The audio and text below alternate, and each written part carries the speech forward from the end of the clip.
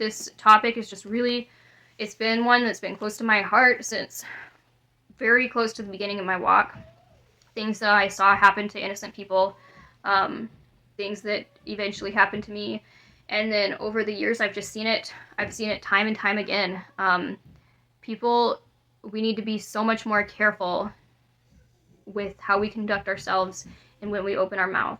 Because our tongue, though it be little, and it might have a tiny little fire, it can set the whole body of Messiah ablaze with just one little tongue. And we need to have control of our tongue. We need to be kingdom-minded, spiritual-minded, and we don't need to be getting online, jumping on bandwagons, slandering people that we don't know. We don't really know their fruit or what's happened. We don't know them personally. It's just wrong. It's wrong, and we're gonna have to stand before God one day, and we're gonna be condemned by those idle words that we spoke. So don't be someone that's falls into that kind of condemnation. We need to keep ourselves from evil.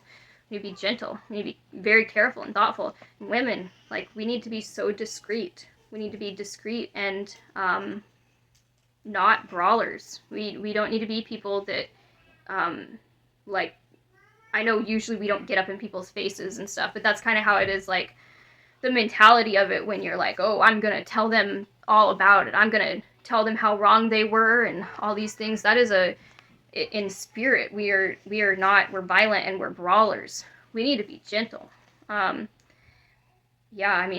Men, their iron sharpens iron, and men tend to be a lot better at things like that than we are. But it's just too easy nowadays for anyone to do wrong with our tongue and to be violent people and like I said, it does not need to be false. Because I hear it so often. Well, what I'm saying is true. Well, it doesn't matter. We still need to be careful. We need to, and especially what good fruit is it yielding especially when we get online and we say, oh, this person, they have a spirit of Jezebel, or oh, this person, he's got this all wrong. What is that doing? It's puffing up is what it's doing. It's puffing ourselves up, and it's tearing other people down. It's contributing to strife and contention, and we're supposed to keep ourselves from those things. We're supposed to hide from those things, not be a part of it. We need to be set apart from the world. Those are things that we see happening in the world. We should not be like that. So I really hope this video can encourage people to do better in this way, and to hopefully let Scripture profit us by reproving us in this regard, as people that are trying to follow truth and follow the Messiah and do right. We need to view all of our interactions with people from the perspective and context of Scripture, and we need to develop biblical virtues. And some of those biblical virtues are things like not being bitter, being gentle, meek, humble, careful, thoughtful, discreet.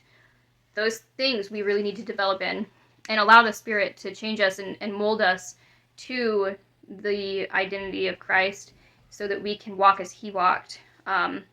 We need to really put our pride to death and realize how shameful it is for us to be quick to speak evil things. We just need to reframe our entire mindset and get away from the culture and what the world does in this way, and be people that are gentle and merciful. And I know there's a lot of excuses people have, because they bring up different scriptures like, well, like them that sin rebuke before all, so that others may fear. And that's true.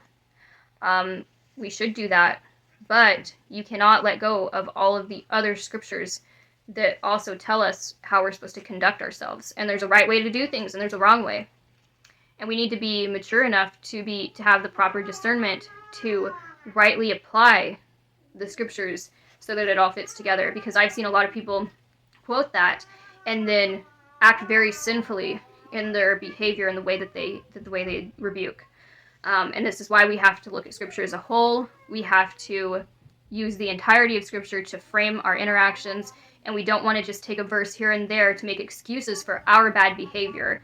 We need to say, okay, yes, Scripture says this, but it also says this. And we need to have proper discernment how to use both of those things in order to live a righteous Christian life. So, anyways, that's what I wanted to say today, and I hope that it can be a blessing to you. I really encourage you guys to read through, really read through the whole book of Proverbs. Like I promise, it's gonna yield so much fruit in your life. Just read through it all, and yeah. Anyways, I'll see you next time. Thank you for watching.